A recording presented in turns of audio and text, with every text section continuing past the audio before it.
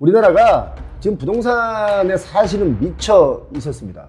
뭐냐면 2020년엔 완벽하게 미쳤고 21년은 더 미쳤고, 그래서 그 미쳤던 그 집값을 지금도 그게 정상이라고 생각하는 분들이 간헐적으로 있어요. 그래서 그게 왜 그때 집값이 미쳤냐면 분양만 하면 다 사주는 거야, 사람들이. 자, 뭘로 사주냐? 빚내서. 초저금리니까. 그러니까 분양만 하면 다 되네 싶으니까 경쟁적으로 땅을 사는 거예요. 그래서 마냥 이게 부동산으로 미쳐 돌아가면 중국 꼴 난다, 일본 꼴 난다. 뭐 어떤 분들은 그래, 우리하고 일본은 다르다. 뭐가 다릅니까? 지금 우리가 한, 중, 일 세 나라의 그 경제 각축전이었지 않습니까? 일본은 이미 30년 동안 잃어버렸고, 얘네들은 자기 이름도 못 찾아요, 얘네들은. 그리고 30살 40살쯤 된 일본인들은 자기네가 세계 2대 강국이었다는 사실도 몰라요. 잃어버린 30년이다 보니까 알 수가 없지. 그리고 얘네들은 그 주거용 부동산을 왜 사야 되냐고 물어봐요. 왜? 가격이 안 오르니까. 가격이 안 오르니까 이걸, 근데 그걸 꼭 지금 빨리 사야 돼요? 돈 벌어서 나중에 사면 안 돼요? 이렇게 말을 해요. 근데 우리는 뭐 집이 나왔다고? 빨리 가서 사자. 왜? 뛰니까. 뭐 이렇게 이 분위기가 바뀔 수 있다는 거지. 우리나라 이런 서울 요지에 강남 땅들을 이렇게 비싸게 하다 보니까 다른 서울 수도권의 가격도 막 뛴단 말이에요. 맞잖아요. 그럼 이제 시행사들이 힘들어지고 브릿지론도 땅 대출 받아서 사는데 대출도 안 되고 이자 감당이 안 되고, 그러니까 이게 또 경매로 넘어갈 수도 있고 또 PF 자체도 안 되다 보니까 공사 진행이 안 되고, 그러니까 이게 사업 진행이 안 되잖아요. 그러니까 땅을 안 살 거 아니에요. 근데 땅값은 이게 부풀려져 있잖아요. 한번 부풀어진 공갈빵은 푹 터트리기 전까지는 바람이 안 빠져요. 계속 공갈 계속 치고 있는 거야. 이 공갈 땅값 이걸 계속 믿고 있는데, 히트가 뭐냐? 이제 글로벌 거대 자본 기업들이 서울에 땅을 사려고 오기 시작했다. 그리고 또 그것을 이제 주택 임대 사업을 하겠다고 들어오는 글로벌 기업들이 있다. 그럼 뭐야? 월세가 또 막 뛸 수 있다. 지금 이런 시장입니다. 홍콩의 그런 부동산 개발, 또 부동산 펀드, 부동산 리츠 이렇게 운영하는 임대 사업 하던 회사들이 홍콩 시장이 사실 요즘 좀 안 돼요. 홍콩 부동산이 지금 한 아파트가 40% 폭락했거든요. 사람들 그래요. 야, 홍콩의 아파트 값이 얼만데 그 엄청나게 비싼데, 야, 서울 압구정도도 마찬가지야 라고 얘기를 해요. 근데 홍콩 40% 부러졌잖아요. 그럼 우리나라는 안 부러질까요? 우리는 뭐 통뼈예요? 항상 이 위험이 오고 있다. 우리가 삼성전자, 신만전자 바라봤잖아요. 저는 솔직히 말씀드리면 삼성전자도 신만전자 금방 갈 줄 알았어요. 왜냐면 삼성 다니는 임원들을 만나봤더니 정말 쇠가 빠지게 열심히 일을 해. 진짜 미쳤어. 새벽에 일찍 일어나가지고 아침 6시에 출근을 해가지고 밤 9시, 10시까지 일을 해요.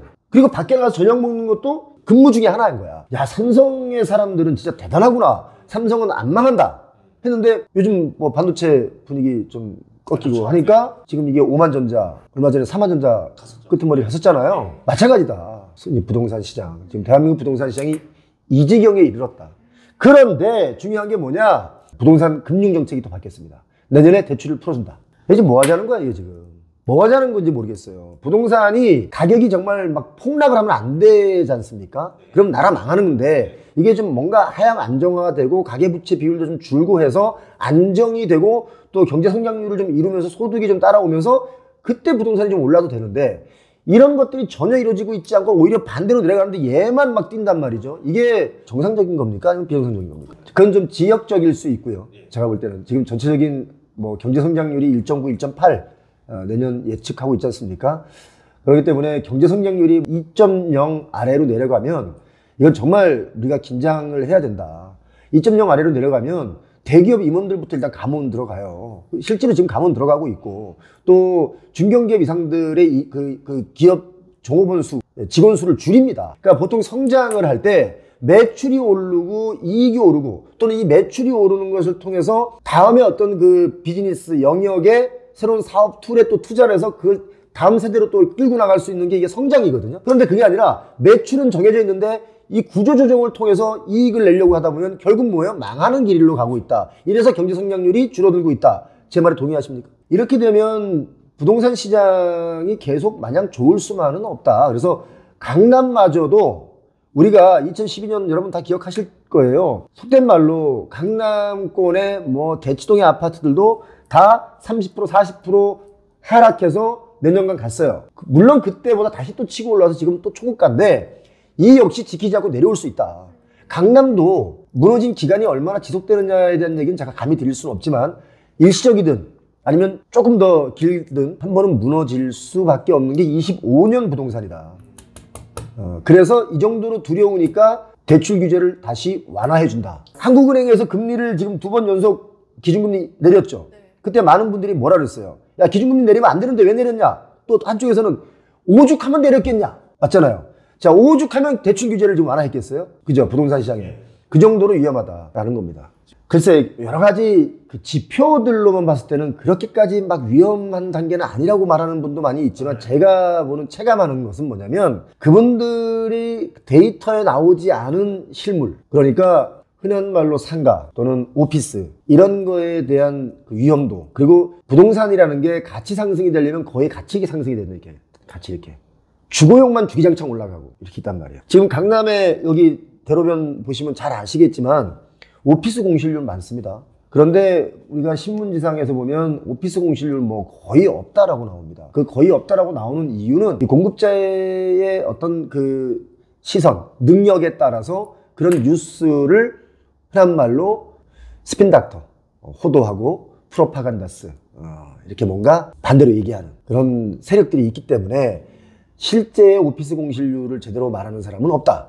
하지만 발품 팔아보시라. 딱 한 4시간만 강남대로 도산대로를 걸어보면 압니다. 자, 데이터 자체가 이제 공실률 얘기할 때 보통 보면 그 큰 오피스, 대형 오피스에 그 거래되는 걸 가지고 기준을 잡아요. 얼마나 나갔냐 들어왔냐 이걸 따져요. 그렇게 데이터를 뽑는 데가 있죠. 여러 군데 있죠. 그런 데이터를 뽑는 데가. 근데 소규모의 오피스 빌딩은 보통 데이터를 안 뽑습니다. 잡기 어렵죠. 대신 초대형 빌딩들의 뭐 몇 층이 비어있고 이런 것들이 몇 개가 이제 이렇게 좀 데이터에 잡혀서 공실률을 얘기하다 보니까 공실률이 정확하지 않은 거죠. 그럴 수밖에 없죠. 뭐 이거 어떻게 다 압니까? 그래서 이런 부분에 대해서는 직접 그 가보지 않으면 모른다. 그래서 제가 자꾸 발품 파는 이유는 저는 주말 되면 사실은 할 일이 크게 없어요. 그러다 보니까 사방팔방 이렇게 돌아다니거든요. 제가 지하철 타고 여기저기 가고 뭐 남양주 갔다가 인천도 갔다가 막 다녀요. 운동 삼아서. 그 인정을 왜 받는 거예요? 그냥 네이버로 보면 다 실로 다 보이잖아요. 자, 네이버로 보면 안 되는 이유. 네이버에 있는 매물들을 호가를 보면 사람들이 곡해하는 게 우리 동네 집값 안 떨어졌어요. 그런데 그게 아니죠. 그렇죠. 그러니까 호가와 또 진짜 실거래가, 그다음에 호가에 숨은 그 가격에 대한 얘기 좀 알 필요가 있어요.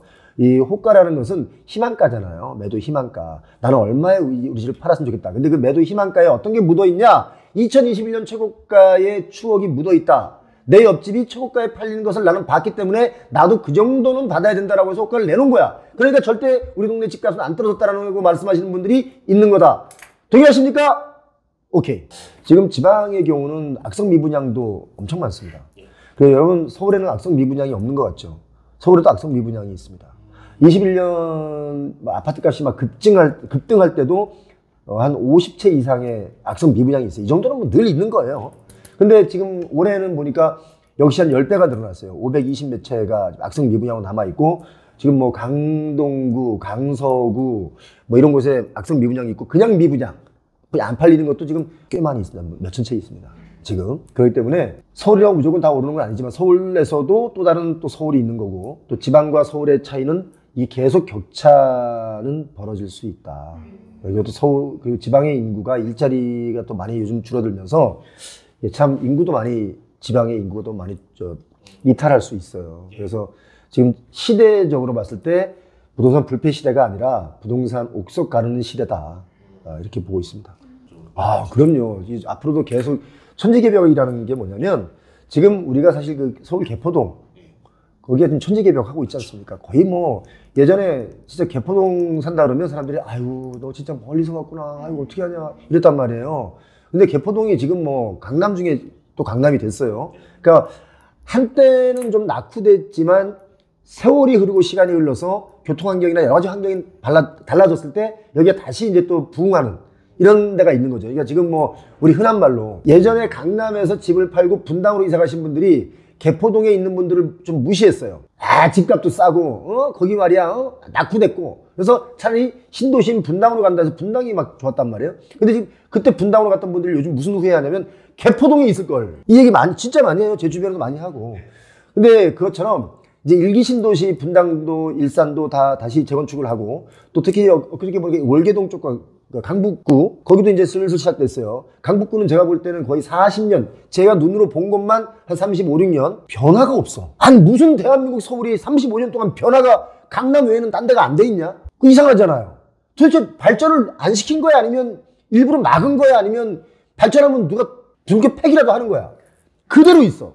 근데 얼마 전에 또 그 보니까 광운대역에 거기 또 대형으로 또 용산역처럼 개발하는 프로젝트가 시작이 됐더라고요.